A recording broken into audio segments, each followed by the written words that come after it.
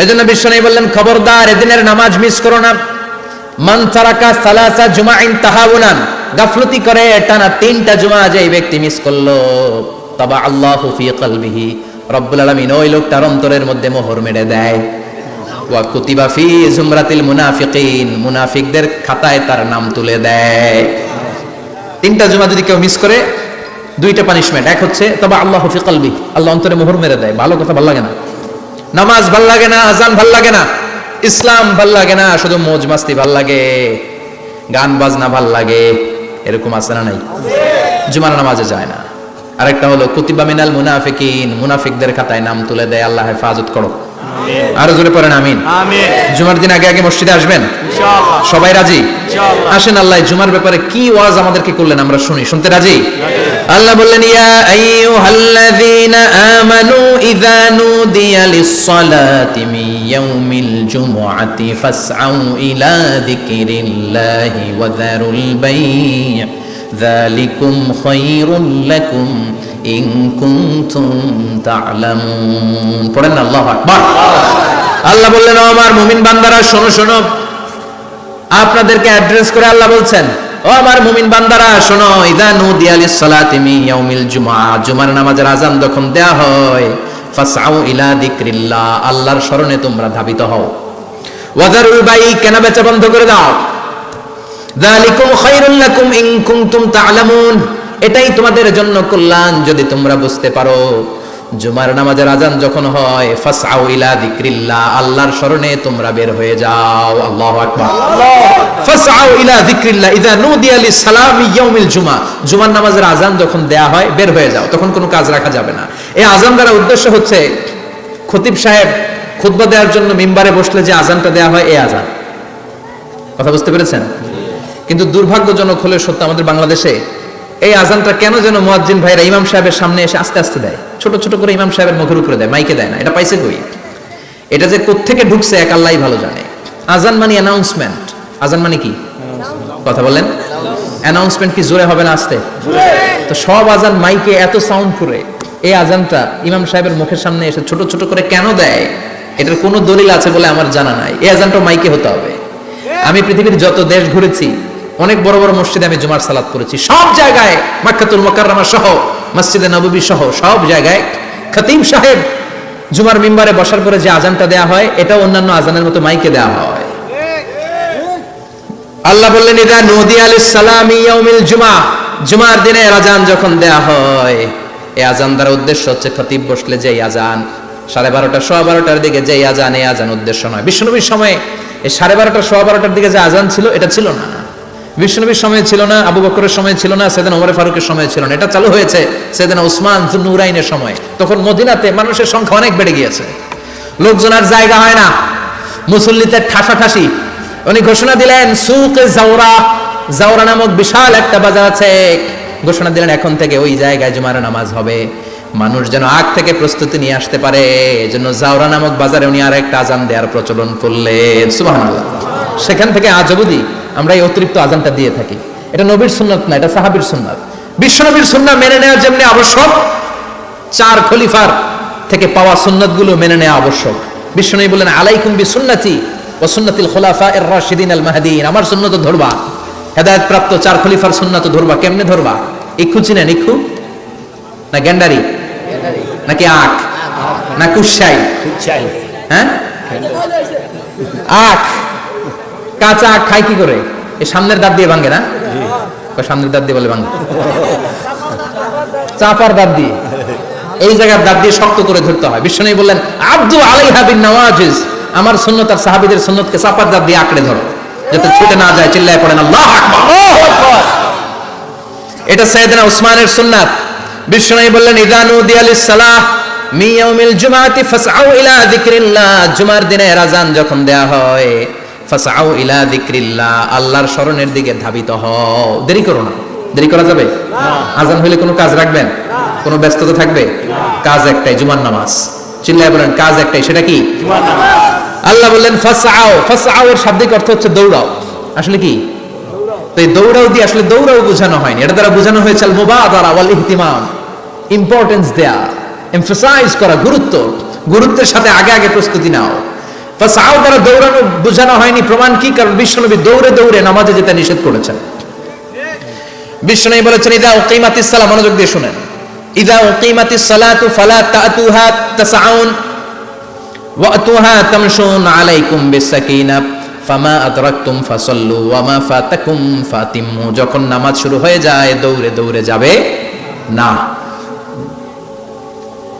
তামশুন হেঁটে হেঁটে যাও, আলাইকুম বিসাকিনা ধীরে ধীরে যাও, ফামা আদরাকতুম ফাসাল্লু ইমাম সাহেবের সাথে যে যত রাকাত পাবা পড়বা, ওয়া মা ফাতাকুম ফাতিম্মু যেটা ছুটে যায় নিজে নিজে পড়ো, কবুল করে নেবে কে? আল্লাহ। কিন্তু দৌড়ে যায় নামাজ ধরা যাবে না, খবরদার ধীর স্থির ভাবে যাবেন। হাঁটার মধ্যে একটা গুরুত্ব দিয়ে তাড়াতাড়ি ধরতে চাবেন, কিন্তু দৌড়ে যাওয়া যাবে না, নিষেধ করেছেন। অনেক মুসল্লিরা এটা করে। ধরেন মাগরিবের নামাজ, ওযুখানাতে মুসল্লিরা ওযু করতেছে, ইমাম সাহেব নামাজ শুরু করেছেন, আল কারিআতু মাল কারিআ ওমা আদরাকা মাল কারিআ, মুখস্থ আছে না সবার? মুসল্লি মনে করতেছে ওযু হয়েছে আমার অর্ধেক, এখন যদি তাড়াতাড়ি ওযু না করে দৌড় না দেই রাকাত পাওয়া যাবে? রাকাত পাওয়ার জন্য দিছে দৌড়। মসজিদে হচ্ছে টাইলসের মসজিদ, পিছলায় পয়রা মুসল্লি একদিকে, লুঙ্গি আরেকদিকে। আছে না নাই? আমার কাছে খবর আছে এরকম পা ভাঙছে অনেকের। রাকাত ধরার জন্য মুসল্লি তাড়াহুড়ো করে দিছে দৌড়, মুসল্লি একদিকে লুঙ্গি, ঠ্যাং ভাঙা শেষ, এখন ল্যাংড়া। বিশ্বনবীর কথা মানে নাই, ওটারে ল্যাংড়া বানাইছে কে? আল্লাহ। এজন্য বিশ্বনবী বললেন খবরদার দৌড়ে যাবে না, একামত হয়ে গেলে ধীর স্থির ভাবে যাও। কেননা দৌড়ে দৌড়ে আপনি কার দরবারে যাবেন? উনি তো সব রাজার বড় রাজা, মহারাজা। মহারাজার দরবারে তাড়াহুড়ো করা যায় নাকি? না। ফিট হয়ে কাপড় চোপড় পরে আতর টাতর মেখে ধীরস্থির ভাবে যাবেন।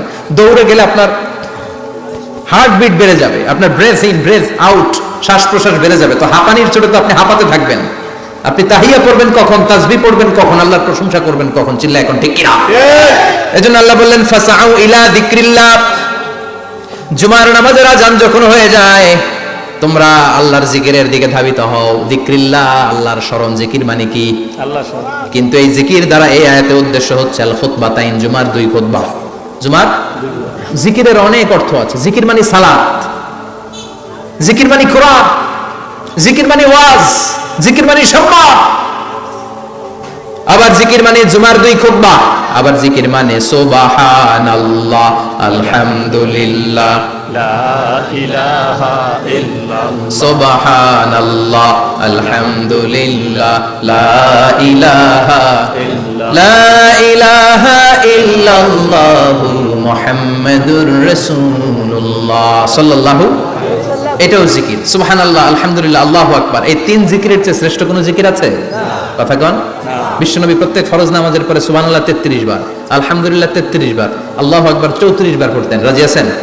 সবাই পড়তে রাজি আছেন? ইনশাআল্লাহ। লাফালাফি করবেন না তো? ঘাড় বাঁকা করবেন না তো? হুই হুই করে চিল্লাফাল্লা করা যাবে? জিকিরের মধ্যে সৌন্দর্য আছে না নাই? আল্লাহ নিজেও সুন্দর, আল্লাহর কাছে যেটা আমরা পেশ করব সবটাই সুন্দরভাবে পেশ করতে হয়। চিল্লা এখন ঠিক কিনা? তার মানে জিকিরের অনেক অর্থ। জিকিরের এক অর্থ হলো কোরআন। জিকিরের এক অর্থ কি? কোরআন। আপনি যখন কোরআন পড়েন তখন জিকির করেন কার? আল্লাহ। কথা বলেন। আল্লাহ। আবার আপনি যখন নামাজ পড়েন জিকির করেন কার? আল্লাহ। আবার আপনি যখন লা ইলাহা ইল্লাল্লাহ এটা পড়েন জিকির করেন কার? আল্লাহ। ঝিনুকের ভেতর লুকিয়ে থাকে যেমন মতি, ঝিনুকের ভেতর লুকিয়ে থাকে যেমন মতি, কালমা শাহাদাতে আছে আল্লাহর জ্যোতি, কালমা শাহাদাতে আছে আল্লাহর জ্যোতি। পড়েন সুবহানাল্লাহ। সুবহানাল্লাহ। লা ইলাহা ইল্লাল্লাহ সবচেয়ে শ্রেষ্ঠ জিকির। সাইয়েদনা মূসা আলাইহিস সালাম আল্লাহরে বললেন, আল্লাহ আল্লিমনি যিকরান, আপনি আমার এমন একটা জিকির শিখায়া দেন, লা ইয়ালামুহা ইল্লা আনতা ওয়া আনা, যে জিকিরটার শব্দ আপনি আর আমি ছাড়া কেউ জানবে না। সুবহানাল্লাহ। দুনিয়াতে যত অদ্ভুত অদ্ভুত প্রশ্ন ওনার, বিভিন্ন বিষয়ে আল্লাহরে প্রশ্ন করতেন। আল্লাহরে বললেন, আল্লাহ আল্লিমনি কালিমাতান, আল্লিমনি যিকরান লা ইয়ালামুহা ইল্লা আনতা ওয়া আনা, ও আল্লাহ এমন একটা জিকির আমার শিখান, দিনে রাতে সব সময় এই জিকির আমি করব, আপনারে ডাকবো, কিন্তু শর্ত হলো এই জিকিরটা জানবে শুধু আপনি আর জানবো শুধু আমি, কেউ জানবে না। আল্লাহ বললেন, মুসা পড়ো লা ইলাহা ইল্লাল্লাহ,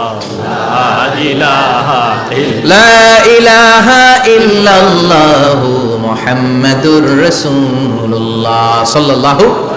আল্লাহ বললেন, মুসা পড়ো লা ইলাহা ইল্লাল্লাহ। মুসা আলাইহিস সালাম কয়, মাবুদ এটা তো জাতীয় জিকির, সবাই জানে। জানেন জানে না লা ইলাহা ইল্লাল্লাহ এমন কেউ আছে? কথা কন, জানেন না আপনারা? কথা বলেন, জানেন না? মুসা আলাইহিস সালাম বললেন, আল্লাহ এটা জাতীয় জিকির কইলেন কেন? আমি তো চাইছি এক্সট্রা অর্ডিনারি, অসাধারণ একটা জিকির, সুপারক্যালিফ্রাজিলিস্টিক এক্সপিয়ালিডোসাস, এক্সেলেন্ট একটা জিকির, আনপ্যারালাল, কারো কাছে নাই, শুধু আমি জানবো আর আমি পড়বো। আল্লাহ বললেন, মুসা এই লা ইলাহাকে যদি এক পাল্লায় রেখে দাও, তাম বিশ্ব, সাত আকাশ, সাত জমিনটারে তুলে যদি তুমি আরেক পাল্লায় রেখে দাও, লা রাজাহাত কাফাতু লা ইলাহা ইল্লাল্লাহ, মুহূর্তের মধ্যে লা ইলাহার পাল্লা ভারী হয়ে যাবে। ও মুসা, তুমি যতই এক্সক্লুসিভ জিকির চাও, লা ইলাহার চেয়ে দামি জিকির আমার কাছে নাই। চিৎকার করে পড়তে হবে আল্লাহু আকবার। তার মানে নামাজ ও জিকির, কোরআন ও জিকির, এই যে আমরা ওয়াজ করতেছি এটাও কি জিকির? কথা কন, জিকির। বিশ্বনবীর আল্লাহ বললেন, ও নবী ফাযাক্কির ইন্নামা আনতা, ও নবী আপনি জিকির করেন মানে ওয়াজ করেন। ইন্নামা আনতা মুযাক্কির, ও নবী আপনি ওয়াজ করে শোনান। লাস্তা আলাইহিম বিমুসাইতির, আপনারে দারোগা বানিয়ে পাঠাই নাই, আপনি শুধু ওয়াজ করেন। কার কথা? চিল্লায় বলেন কার কথা? আল্লাহর। কিন্তু এইখানে জিকির দ্বারা উদ্দেশ্য হচ্ছে জুমার খুতবা। ফাসআউ ইলা যিকরিল্লাহ, আল্লাহর জিকিরের দিকে ধাবিত হও, এই জিকির দ্বারা উদ্দেশ্য হলো জুমার খুতবা। তার মানে জুমার খুতবা যে খতিব সাহেবরা দেন, এখানে মসজিদের খতিব আছেন কারা কারা? দেখি একটু হাত তোলেন তো। 1 2 3 4 5 6 7, গুণে শেষ করা যাবে না, অনেক খতিব। আল্লাহ খতিবদেরকে তুমি কবুল করো, আর জোরে পড়েন আমিন।